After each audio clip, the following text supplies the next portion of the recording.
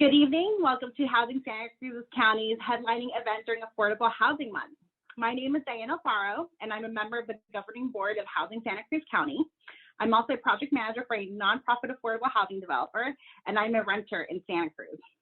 I want to thank you all for joining us tonight as we continue to educate, advocate, and celebrate all things affordable housing.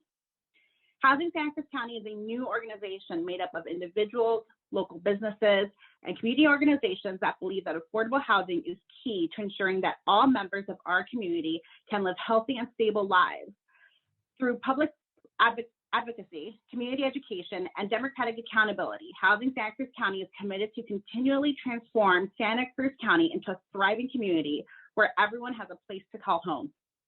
And we welcome you to join us and become part of our efforts by becoming a member. You can learn more about that by visiting the link in our chat. And someone will put something in the chat right now. Over the last year, we have learned the importance of safe housing as we navigated and continue to navigate through the greatest health crisis that the world has seen in decades. We have also discovered the meaning of an essential worker and that their earnings do not equate to the risk that they take to provide the goods and services that we use every day. Last year, we also saw the largest destruction of homes in the northern part of Santa Cruz County by the CZU lightning complex fires. Nearly 1,000 homes were destroyed, the second most loss to a county in California last year, and has displaced and impacted the lives of hundreds of our community members. We have been through a lot, and we continue to struggle, but we are still fighting to ensure that we build a Santa Cruz County for all. Today's event, featuring leaders from each of our county's 5 local jurisdictions, is a part of our effort to engage the community and its leaders in constructive and effective work to resolve our housing crisis. Affordable housing does not appear magically because we hope and wish for it as much as we would like it to. It happens through hard work by government officials, community organizations, builders, and service providers.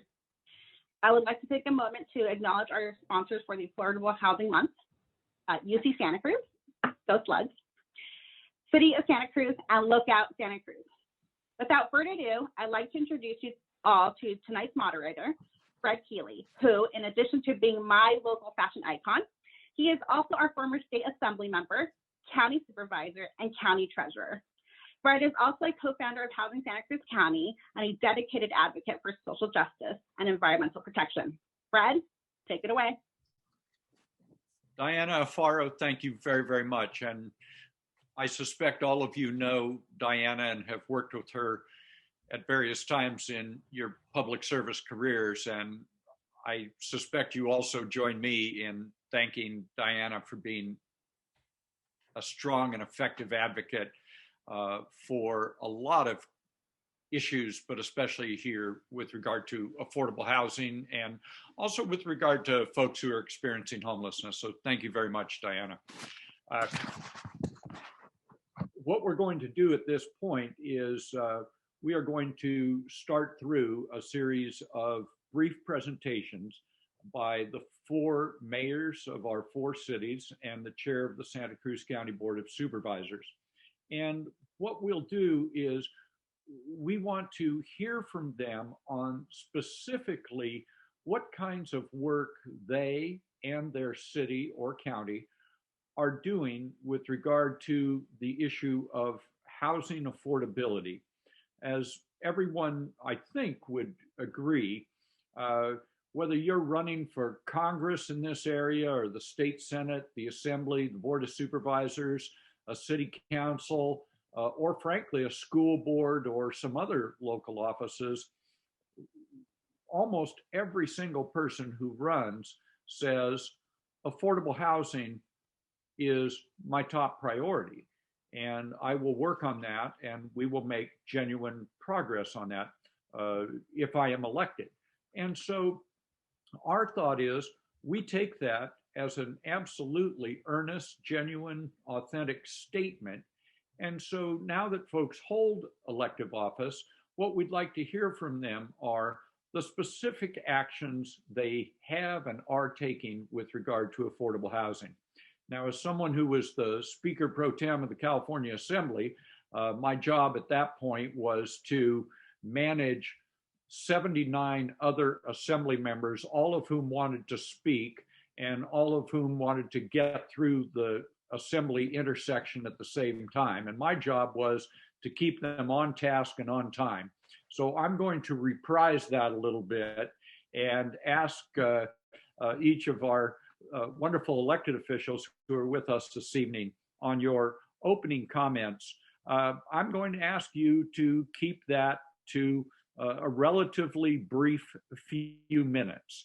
And what I'll do is I'll give you a little prompt. If you're maybe going on a little bit long, I'll ask you to see if you could wrap it up so we get to the others and we can make sure that we hear from everyone, all of the mayors and the chair of the Board of Supervisors. And then we're able to also include folks who are on this Zoom with us to be able to interact with our mayors and the chair of the board.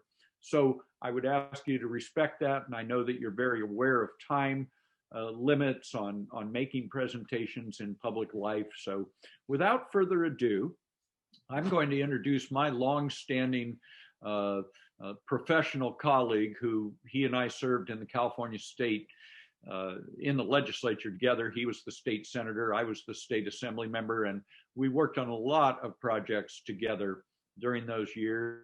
And he is, as you know, then returned to our community and has been elected more than once to the Santa Cruz County Board of Supervisors. And I will mention briefly to the seat that I used to hold on the Board of Supervisors. So without any further ado, our friend collectively, Chairman of the Board of Supervisors, the Honorable Bruce McPherson. Bruce, good to see you. You're a tough act to follow in the 5th District, I'll tell you that.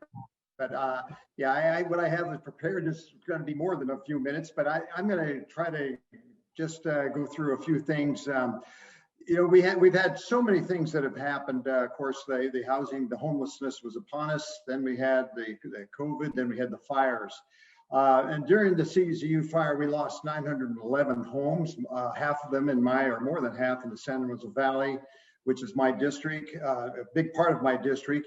Then COVID hit and many renters lost wages in their jobs, and we were able to protect them from eviction and provide relief. But now we need a good legislative solution to keep their housing intact and the economy recovering. One bright spot of COVID was that our ability to more than double shelter capacity for the people experiencing homelessness.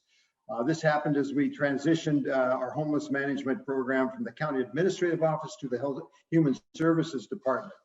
But I want to get into some specifics and then get back to some general features of how we've changed administratively. First of all, on affordable housing, in addition to preventing and managing homelessness, the county has incentivized the creation of more than affordable units and multifamily projects through our enhanced density bonus program and new zoning tools.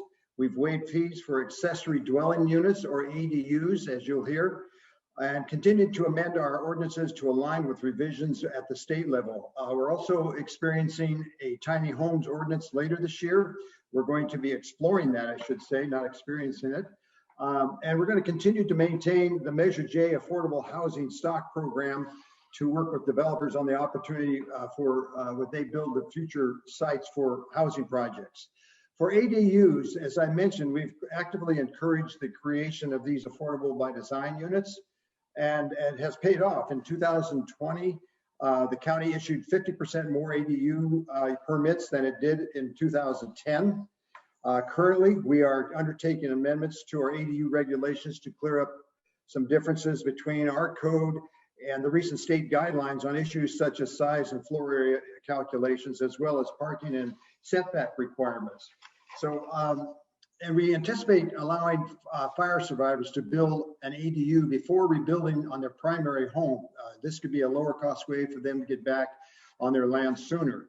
We expect the code amendments to come before the Board of Supervisors in August and the Coastal Commission this fall to allow us to do that. Tiny homes is another subject. You have ADUs and you have tiny homes, and under existing code, you can build a tiny home under 400 square feet and designate it as an ADU or single family home. We just don't have a specific tiny homes designation in our code, nor do we have regulations for tiny homes on wheels.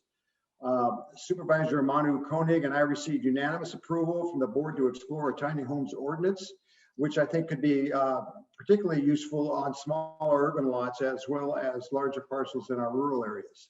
We're in the public outreach phase now, and we'll hopefully have it under review in the next few months. The recent projects we have at 17th Avenue and Capitola Road, we have a highly anticipated mixed-use residential and low-cost medical project that has been entitled since November of 2019. The non-residential portion recently closed escrow, and financing is getting tightened up for the 57 affordable rental units there. Also in Live Oak, for the first district, and that's Manu Koenig, Supervisor Koenig's district, the board approved a Habitat for Humanity project of 11 homes on Harper Street. Thirdly, in the South County, we have Pippin 2, which is expected initially to provide 80 units, half of which will be reserved for farm workers. The entitlements are in place, but the design review is still underway. There's also a mixed income project pending approval on the Palmini Drive and Portola Drive in Mid-County that would provide several affordable rental units. The county was awarded about $17 million separately from the state for COVID relief for tenants and renters. Of that 17 million, only about 4 million, I guess it is, has been applied for at this point. So if you or anyone you know might qualify, the income max for a family of 4 is about 111,000. And we encourage you to apply to housingiskey.com, housingiskey.com, and that's for COVID relief for tenants and renters. That's a very brief summary of some of the things that we have been doing. I want to just say to our planning and administrative offices in the county, they've done a phenomenal job in trying to work through this fire situation and do things as quickly as possible. Supervisor Coonerty and I established a new office of recovery and resilience, and that is getting through the permit process at a lower cost for the residents to rebuild.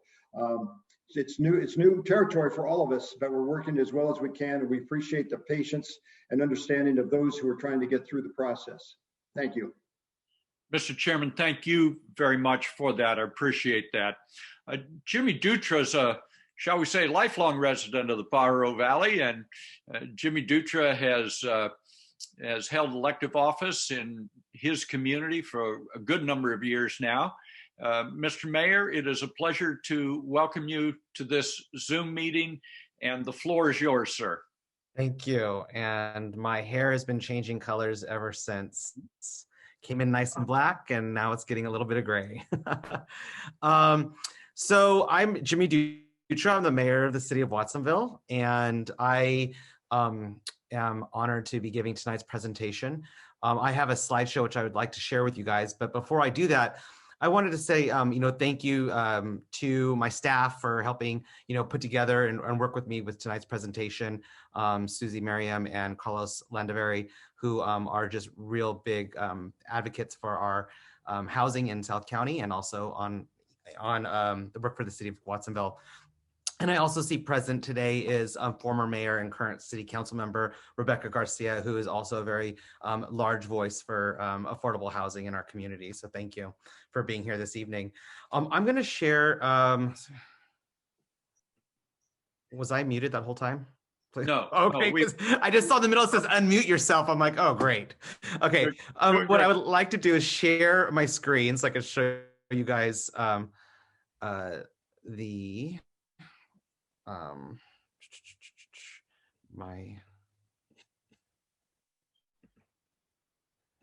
no, I hope I can do this. Oh my gosh.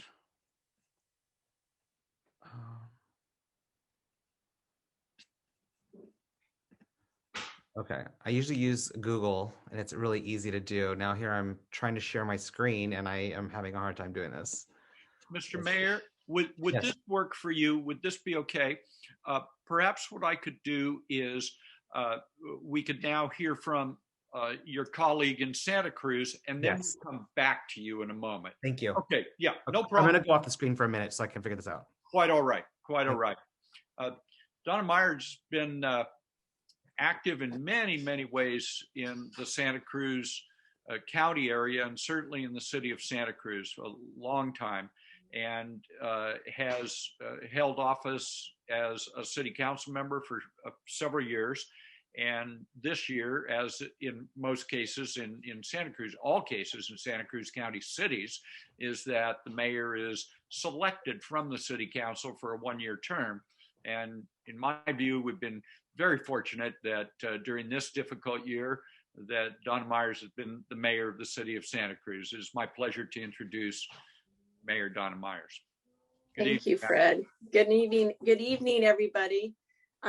Great to be here tonight. And I just want to thank Housing Santa Cruz County for hosting this tonight. It's really exciting to have, the whole slew of the whole slate of events going on. And I know the city's a co-sponsor and many other organizations are co-sponsoring. I think this is a very important topic for our community to continue to talk about. So I really appreciate your leadership in hosting this tonight. I'd like to just a little bit brag tonight. I've been working with our economic development department and our housing folks within our economic development department. I'm trying to get a sense of sort of what's coming up in Santa Cruz. And I'm really excited to really acknowledge that in the past couple of years, we have brought forward a number of really compelling projects that we'll be sharing with our community. And a lot of these are happening in downtown Santa Cruz, and a lot of them are happening more in the southern part of the downtown area. So from Cathcart Street to the south. One of the most exciting projects is a project that actually has been about 20 years in the making, and Supervisor McPherson, former Senator McPherson, is also very aware of this project. And this is one that the city is extremely excited about. And this is what we call PAC North and PAC South, short for Pacific Station North and South. And this will be a full remodel of the Metro Transit station there. And it will include approximately 165 very low to low income affordable units combined with a transit sort of oriented development. And we're extremely proud because not only will it do that, but we also, it will actually connect us up to our River Parkway, which we also have been working on for decades. So through these projects, we'll be reformatting the transit agency or transit bus stop will actually face Front Street now. We'll have additional housing frontage along Pacific Avenue.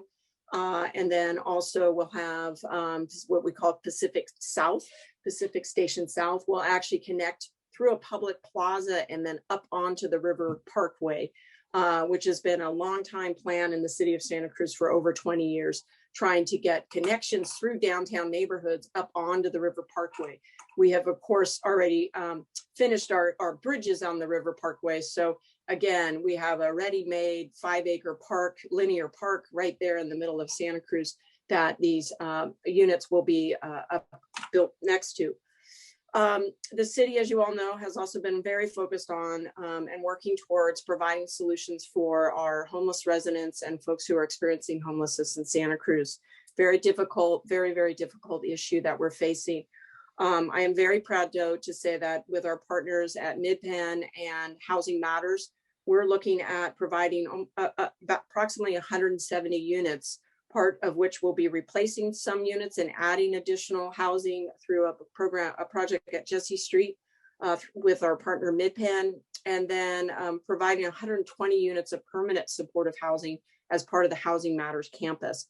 So I'm extremely proud that we're touching these critical areas in our housing that have shown the greatest need. According to, as we all know, cities are driven, and many of you know the RHNA, the RHNA, thing that we all are striving for, those numbers that we are striving for. The city has not done well in our very low income numbers.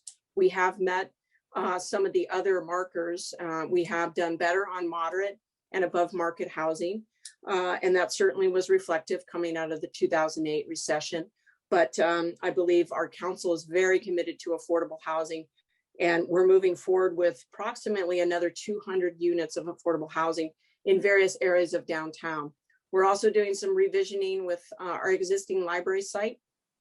And we're looking specifically at housing there, combined with potentially some type of public use. And we're also looking at specifics in terms of housing, whether a senior housing complex might be a good complement in that area of the downtown.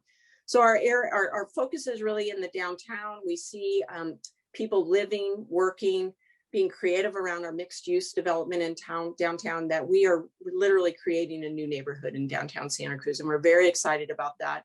And that has really been a focus for the last 3-4 years. We'll continue that focus, as well as adding these amenities such as the River Parkway, transportation. We have rail trail coming right into the area as well, and extending out to the outer west side. So what we're doing really, I think, is really trying to put together a walkable, livable, neighborhood in our downtown. We'll also be bringing in new medical and dental clinics, we hope, and expanding, for example, mixed uses such as, additional grocery shopping opportunities and things like that. And then, of course, access to the beach and access up into our parks and up further into Poganup and other areas, all via trails within a walkable area of downtown. So our vision is, it has been in place for many decades, and I actually see it's all coming together now, and just very excited about that. A couple other quick policies to mention that we've worked on. We recently just passed a workforce housing ordinance in May. I believe we're the first jurisdiction in the county to do that. We did that working with Santa Cruz City Schools, so we could understand better how to develop a workforce ordinance that would make building workforce housing easier and more predictable for businesses and government agencies that need that for their workforce in Santa Cruz. We also did exceed we have a 20% inclusionary policy on the books. I think we look to our neighbors in Watsonville for ways to be creative about meeting that such a high bar. And we've looked at their example of using Section 8 vouchers to meet some of that last 5% of the inclusionary ordinance, so that we can obviously, we don't want housing to stop because of some policies, but we want to see creative ways how we can meet those higher numbers. So we're very excited. We'd love to. We're actually having a bike tour of some of our projects over the next couple days, over the weekend. And I'm always willing to host any other mayors or any other leaders in our city to show you some of the projects that we have underway, and also some of the ones we've completed, such as the tannery in the past. So I just appreciate the invitation to be here tonight. Thank you. Madam Mayor, thank you very much. Mayor Dutra, you ready to go? We are. We're ready to go. So thank you. Sorry about the little hiccup. You'd think I'd have it down by now. No, all right. It's all good. It's all good. So welcome to the city of Watsonville. We have a short little presentation for you this evening.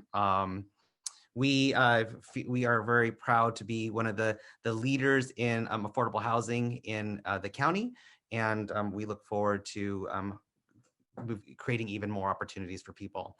All right, so the next slide, please.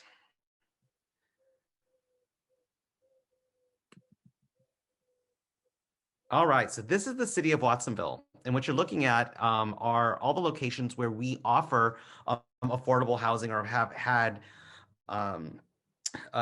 projects that are a percentage of affordable housing. So as you can see, up to the upper right corner and the lower left, you see large areas. The light kind of yellow orange are areas where that's new construction, where 20% of it has to be affordable.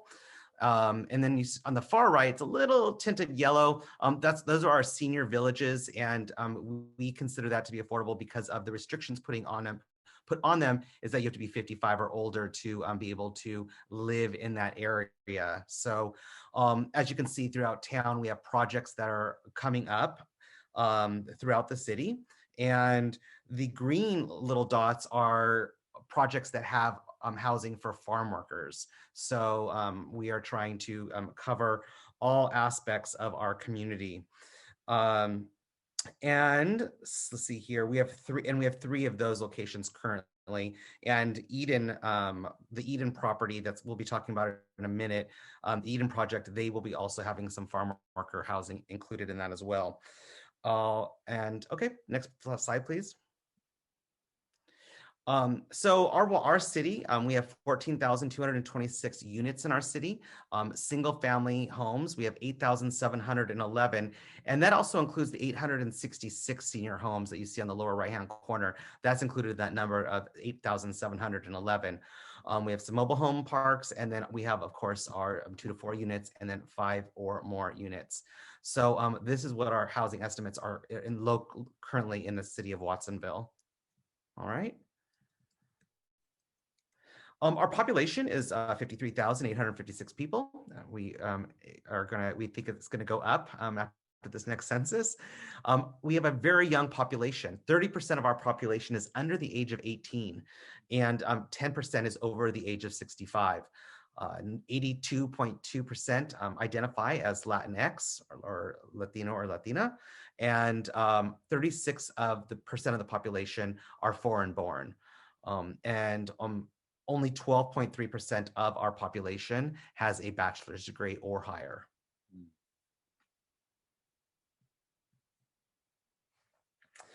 These are the current residential projects that are slated in Watsonville. Many have come to the council already. Some are in the process of getting there.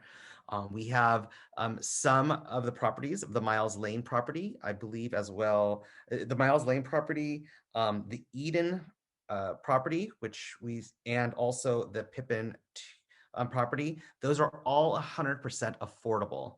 And like I said earlier, the fabulous Jane Barr is on with us this evening as well. So thank you, Jane, for all the hard work that you put into it. The Eden property will also have housing for farm workers. We do have market rate housing that is coming up as well. The 558 Main Street, which we'll be seeing in a minute, Sunshine Gardens, the Hillcrest Estates, those are market rate, but they will also be included with a 20% affordability.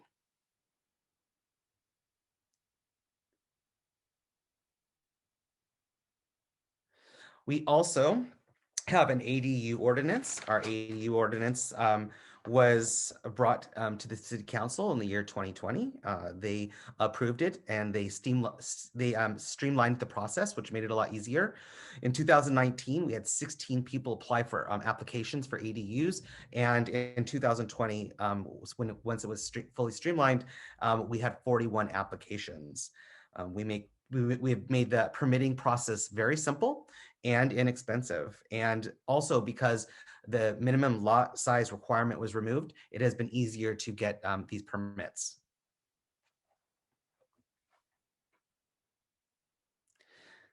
This is our downtown specific plan. We are currently in the process of creating it. We've been garnering input from the community and also working with the council and to see the direction of the city or the downtown that we want to take it. As you know, in 1989, we had a really large earthquake, and ever since then, we have not been fully able to recover downtown. And so this has been a project that we've been working pretty hard on to complete. So, and this we want to work with mixed use projects. So with, the first level will be mixed use, or will be for commercial, uppers will be for residential. Thank you. Next slide. This is just an overview of our city. As you can see, this is going to be the downtown specific plan. The outlined area is the downtown area. So you can see the red is all our commercial buildings, the green is our parking structures, the brown is our residential, and then the light blue is our industrial area. So this is just an idea to give you an idea of what our downtown looks like. All right, next slide. These are two current housing projects that I had was a part of. We had the first one was Eden Housing, which I said earlier is going to be 100% affordable housing. This is a multi-level project, and it is located on Freedom Boulevard. And then the Residence, which is on Main Street, is a market rate property. And this is going to be the second project on Main Street from Bill Hansen. The Eden Housing Affordables, it's going to be a 3-story building. There's going to be 53 affordable units, 11 one-bedroom units, 26 two-bedroom units, and 14 3-bedroom units. It'll be on the corner of Atkinson Lane and Freedom Boulevard. And as you can see, a lot of our projects are going to be going upward. So I think the days of seeing single family housing is in the past. All of our units, all of our buildings for housing are going to be dense and high like this. The residence is going to go down on Main Street. This is a 4-story building. It's mixed use. The bottom will be commercial, but it will be 1,950 square feet. The residential components will be the upper 3 floors, 50 units, 20% will be affordable, and there are 56 parking spaces for this building. And this is an effort to hopefully, revive downtown, and hopefully we can get a lot more of these projects coming in. Financial assistance, the city offers low interest loans to nonprofit developers. So if you want to come in and like Eden did, we do give loans to these developers if they are going to be creating housing, affordable housing. We also have a first-time buyers assistance through the city. And this is for family of 4 that make less than $111,000. That sounds like a lot, especially since our median average is in around $50,000. So a lot of Watsonville qualifies with that number for the down payment assistance program. The rental assistance, we also have rental assistance, and we also have a landlord incentive program. And this is, if there's damage to a house, we would cover up to $2,500 along with for any damages to the landlord, as well as the housing rehab. We would manage the projects and buildings or units that need to be rehabbed, and this will CDBG funds are being used for this as well. And then finally, working on ADU loan program. This is so homeowners can build ADUs to rent low-income family housing. So we are also giving loans for that as well. All right, and that's it, I think. Mayor, thank you very much. Thank you very much, Mr. Mayor. We really appreciate that. That's very helpful. It's now my pleasure to introduce the Vice Mayor of the City of Capitola. And the reason we are doing that is I only know this because when I was in Capitola yesterday, I was in Capitola with the mayor of Capitola, and she said 2 things. One, she appreciates Sam stepping up and taking care of this because she is running a council meeting. And she also, Mayor Yvette Brooks, wanted me to mention how supportive she is, along with her colleagues on the Capitola City Council, of being very aggressive about affordable housing opportunities and following through on those. So, Mr. Vice Mayor, thank you so much. I know you have been a public servant in the city of Capitola for a long time, as well as your other work that you've done, a lifetime of good work in Santa Cruz County. So, Mr. Vice Mayor, welcome, sir. Thank you very much, Fred. It's my pleasure to be here instead of Mayor Brooks, who couldn't be here tonight. I certainly want to thank the Housing Santa Cruz County for inviting us and having me to celebrate May as Affordable Housing Month. I thought I would give you a little background about Capitola and let you know what our objectives are for affordable housing and things that we're going to be doing going forward, and then closing in talking about the Capitola Mall. One of the biggest impacts for housing and affordable housing that's going to be coming up in Capitola. But to start, let me just describe for folks that may not know, everybody knows Capitola is a small town, but it's actually, it's 1.6 square miles. And within that 1.6 square miles, a little over 10,000 people live. and they live in about 5,500 units. 60% of those units are multifamily, and 54% of the units of the occupants are renters. In addition, we have 8 mobile home parks that account for 705 units here in Capitola. As you can probably tell, Capitola is built out, so our strategies are to focus on existing commercial sites and remodel, rebuild, and encouraging ADUs.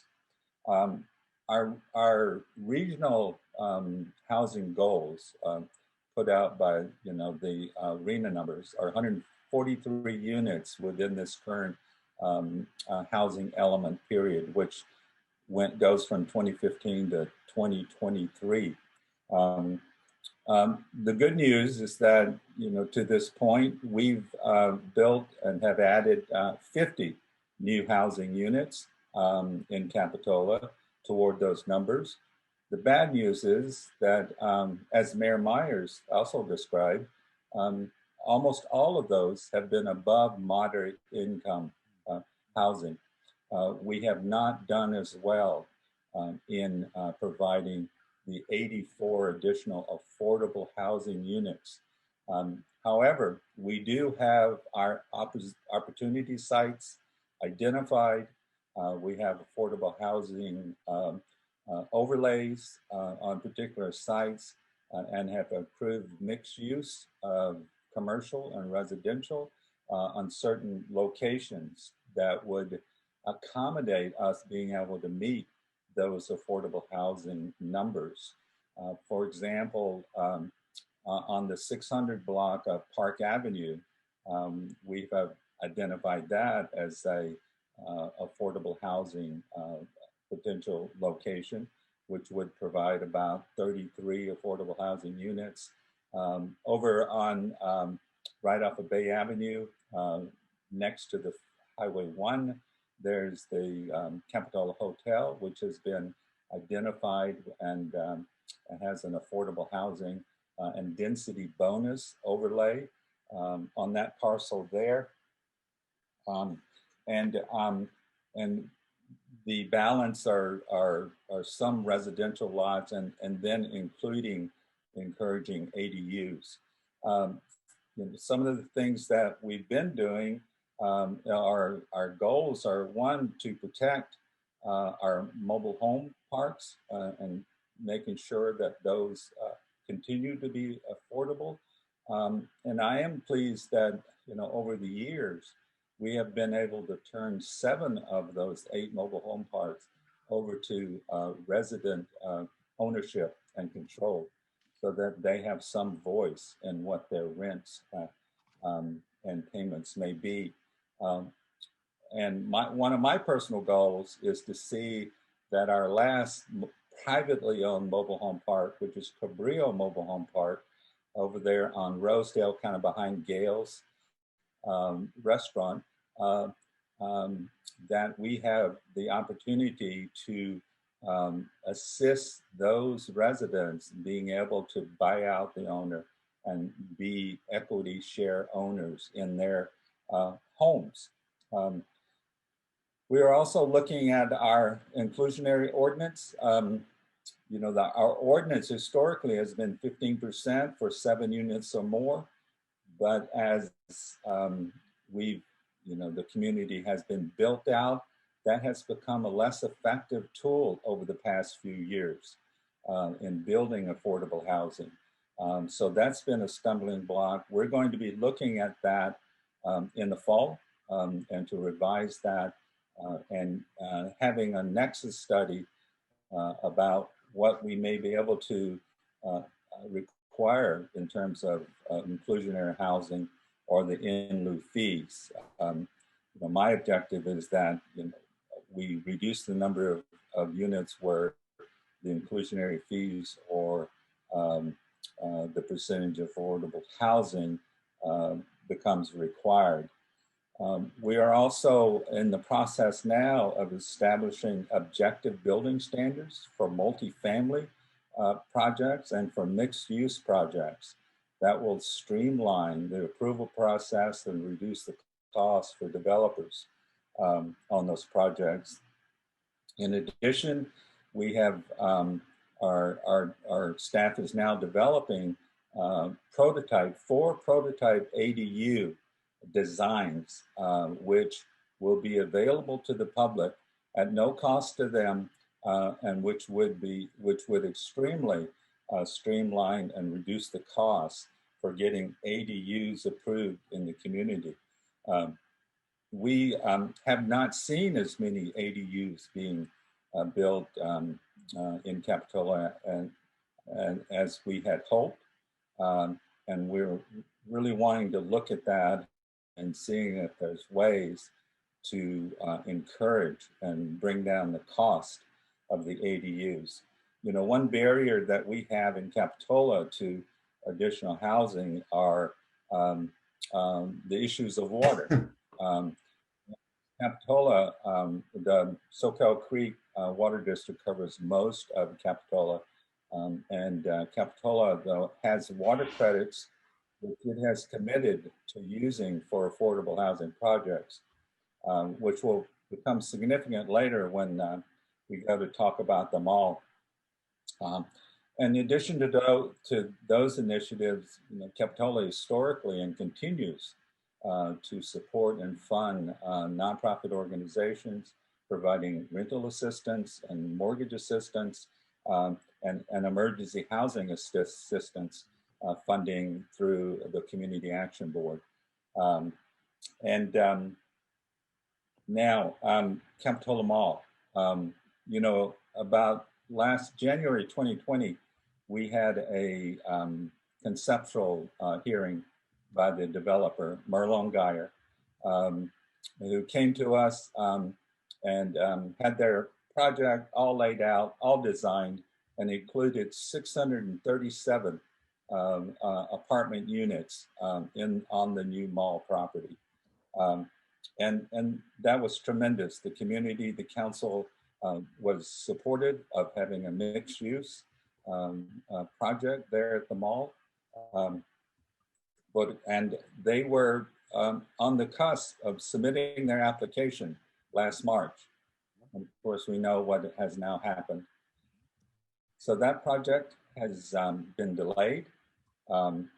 We understand that Merlon Geyer is prepared to come back to us and by the end of the year with an application. We do not yet know, though, how this pandemic may have changed their designs. However, I don't think that it will affect their housing objective or the number of housing units they're proposing at the mall site. And that project would more than allow us to meet our RENA numbers.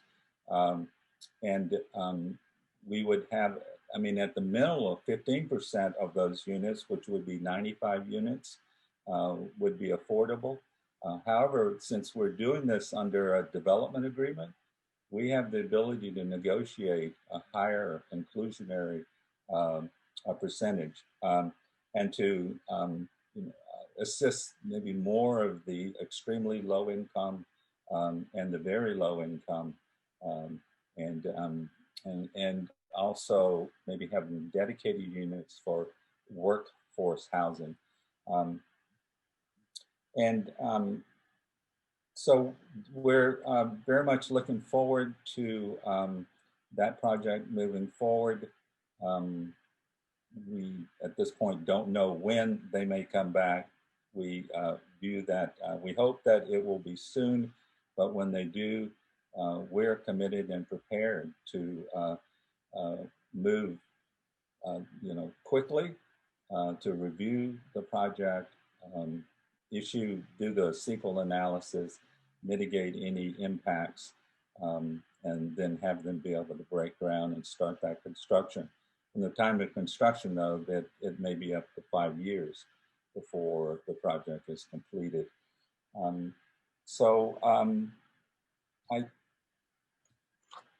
I think that's about what I wanted to present to you about what's happening in Capitola in terms of affordable housing. And thank you for the opportunity.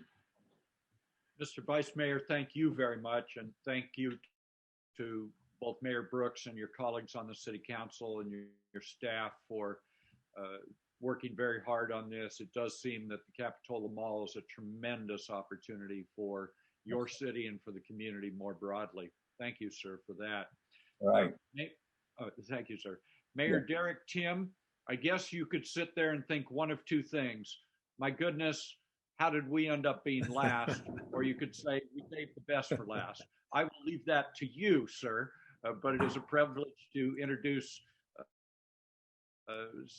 Scotts Valley Mayor Derek Timm, who has been active in the community on a wide range of issues, and in his business life has created opportunities both in housing and retail activities. We very much appreciate that. Mayor Timm, the floor is yours, sir.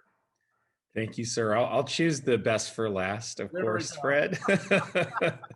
So yeah, thank you. And thank you to Housing Santa Cruz County for bringing us all together here and really focusing on Affordable Housing Month. This is top of mind for everyone, like you said. I look at it in Scotts Valley and with actually deep concern right now. The pandemic has really seen a huge impact on our city. The prices here were already high. And it was the pandemic, COVID caused people to want to move to our area. We've seen it throughout our county. It was like, blowing on a hot fire. It's just really taken off. We have, right, Jimmy's eyes go big, but it's true. Like it has been, we've seen housing prices jump 25, sometimes 50% across our county right now. Really wild. And it's concerning when I talk to our police chief and our principals in our schools. How are they going to recruit? How are they going to bring people in? Where are they going to live?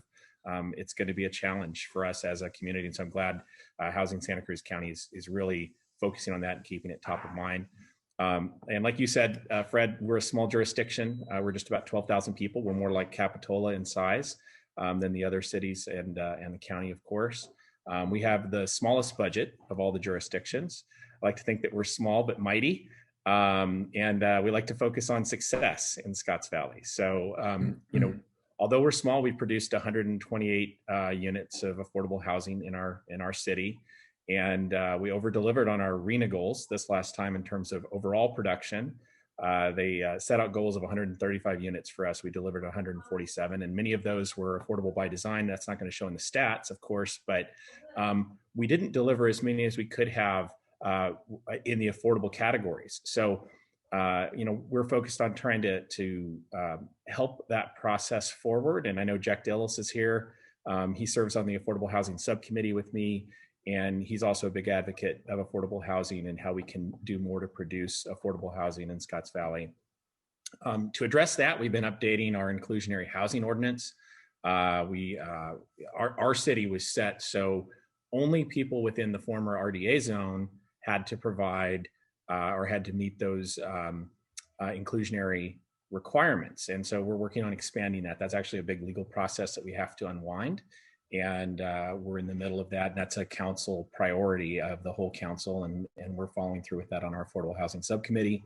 We're updating our ADU ordinances. We're going to make it easier for homeowners to add those ADUs. We're streamlining that process, and that's already underway.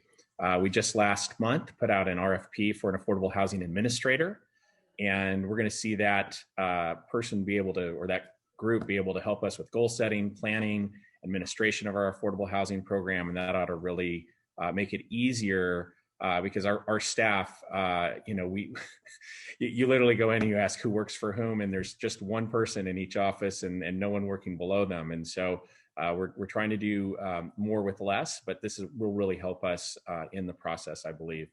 We also have updated our general plan, and the last time that was updated was 1994. So we've been removing things from it, like prioritizing horse access on Scotts Valley Drive. You'd be surprised at the things that we've found in there, and really focused on modernizing our city. On the horizon, we also are going to be working on our city's mixed use guidelines to help modernize those as well. And the big thing in Scotts Valley for a long time has been the golden jewel there has been working on our town center. And so we've gone after that with intention. We brought on one of the top experts in the country to help us really figure out what's possible, what can be done, and how to design a true shopping district for our town with all the associated amenities. And with that comes a housing component. And I know Jane Barr is here tonight from Eden Housing. She was working with a former developer there that did not get the process through for a variety of reasons. And so, but she had a wonderful plan for how to put affordable into that project. And as we're going back into that project now and revisioning it, that's all going to be a piece of the project, and we're going to have. I'm really excited to see where that goes. And then we also have a few large housing projects that are in planning right now. None of those have come to Planning Commission or Council yet, so those are down the road a ways. So we'll see kind of where that goes. But as a community and as a jurisdiction, we're really happy to be part of the solution in the county, and doing everything we can to try to do our part. Thank you, Fred. Mr. Mayor, thank you so much. And I do want to, both in the case of Rebecca Garcia and Jack Dillis, acknowledge those two fine elected officials. We are, entering into construction for both of these branches. So we're very close to realizing these visions. So with that, I'm going to turn it back to Martha. Not sure what that was. That's quite all right. It's all good. It's all good.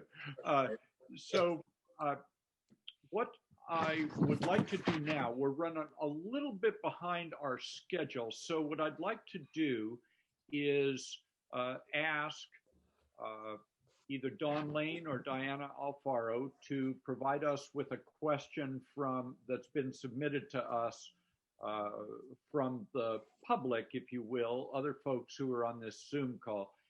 Do we have one of those, either Dawn or Diana?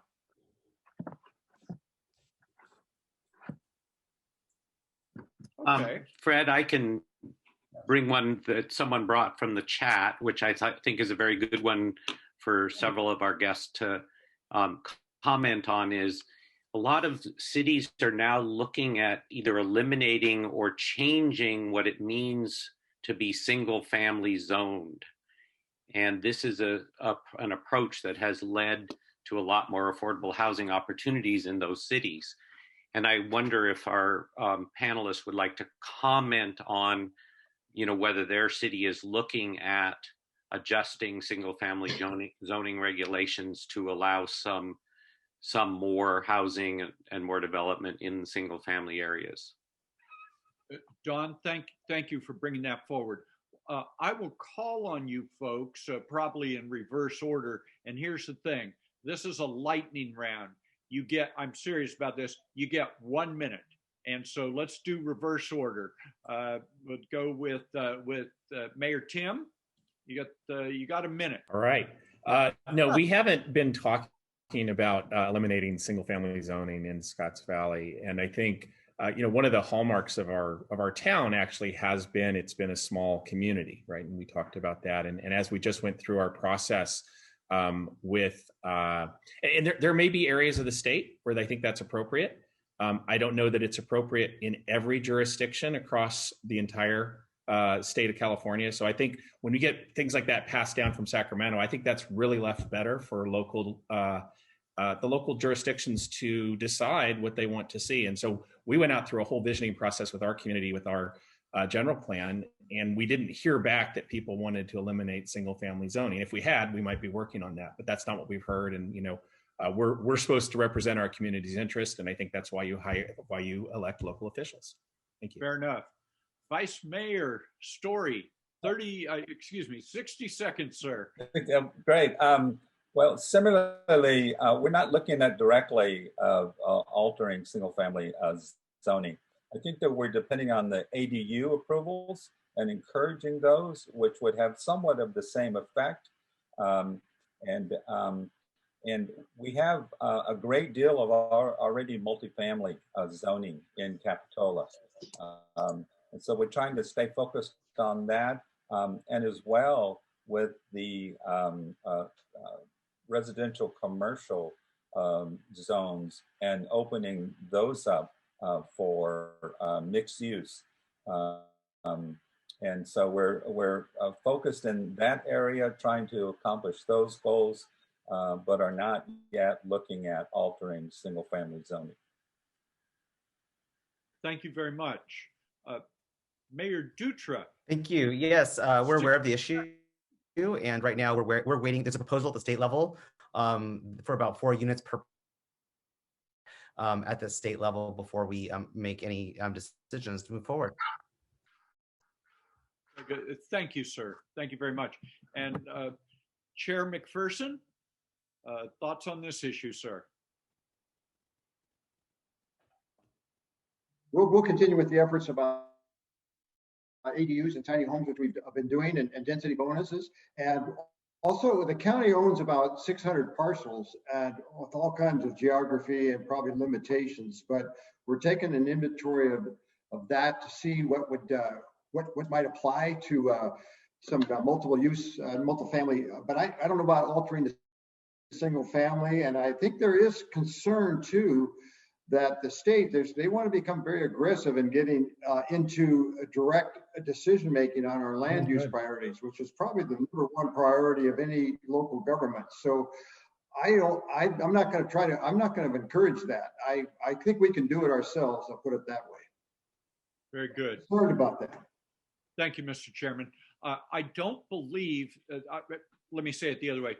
I believe that Mayor Meyers had another commitment and has left. I'm back, Fred. Oh, wonderful. Thank you so much. Yeah, Mayor. I would echo some of my colleagues' comments. Certainly, we are focusing density in our downtown currently, and we're finding success with that. We're getting a lot of response from folks, both for affordable housing and other housing types. And similarly, our lots are quite large and deep. We do have a very active ADU program going right now. And we obviously are also, talking with the university about things out on the Outer West Side. So I think just based on our job centers and the way our neighborhoods are sort of established, I think we can continue to get density without having to necessarily change that single family zoning. But as most of my colleagues just mentioned, as our constituents bring these policy ideas forward, we'll have to have those discussions and debates, which will be really important for our community due to the shortages that we do have in affordability, especially. Thank you, Madam Mayor. So we have 9 minutes left. And so here we're going to do one more lightning round, and I'm going to give you a hypothetical. Assume a fact, not an evidence, and that is we're going to assume the following fact. Either the state or locally or magic, a new funding source appears for affordable housing. So let's just assume that. We don't have to assume how big, how much, anything else, but a new funding source shows up for the development of affordable housing. What's the first thing you would do with that money? Not 25 things. What's the first thing you would want to do with that money? And if you have no objection, I'll start with Mayor Dutra. If I had this pot of money, and I would want to work with the county to build farm worker housing, which is desperately needed in South County. #1. Thank you very much. Mayor Timm. Yeah, I think we've been really focused on our town center. And if we had funding to underwrite the affordable housing component of that would set us, light years ahead. And it's a huge component. So that it's a no-brainer, I think, for our town. Yeah. Thank you, sir. Vice Mayor Storey. I would go to Merlon Geyer and say, we have some money to contribute to your project. Let's make it 30% affordable, and let's get started. So that's what I would do. Thank you. Mayor Meyers. If the money was here tomorrow, we would definitely put it towards our downtown efforts, Pacific Station, North and South, the mixed use library project, and hopefully the reuse of the existing library site, and really focus on deep affordability and try to get those units up and running. And so looking at those deeply affordable units would be a priority for us, and those connections to transit and beautiful mixed use downtown. Very good. Thank you. And Mr. Chairman, Chair McPherson. Unmute. Mr. Chairman, you're going to need to unmute yourself, sir. I would look to see what we can do with some of those parcels that we do own and how we could implement some low-income housing or affordable housing in those areas, particularly in the South County. I think it's really important. And I think I'd really like to urge the state. I'd like to turn around and look up there to Sacramento and say, do something to replace redevelopment, because that was the base of what we can do something with. And the cooperative effort with the state and our cities and local governments, we can really do a lot if we work it together. Very good. Thank you very, very much. At this time, I'd like to thank the mayors and the chair of the Board of Supervisors and Mr. Vice Mayor for participating this evening. We were able to ask 2 questions that were given to us by our audience. We are now, at least for this portion, we are out of time, but the 3 mayors, the vice mayor, and the chair of the Board of Supervisors, thank you all so very, very much. It's now my pleasure to return the managing of this event back to our good friend, Diana Alfaro. Thank you, Diana. All right, thank you all. And again, thank you to those who joined us tonight, our leadership and our moderator and the crew handling all the tech. We hope that you learned from tonight's panel and continue to participate in other programs featured during Affordable Housing Month.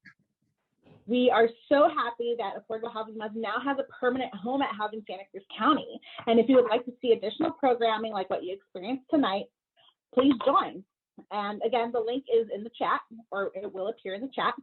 Please note that the Housing Santa Cruz County special membership program is going on right now in association with Affordable Housing Month. So now is the time to join. And if you would like to join and support this work, you can also do that on our website. So with that, I'm going to take a note from a great musical, The Sound of Music. So long, farewell, auf Wiedersehen, good night. Buenas noches.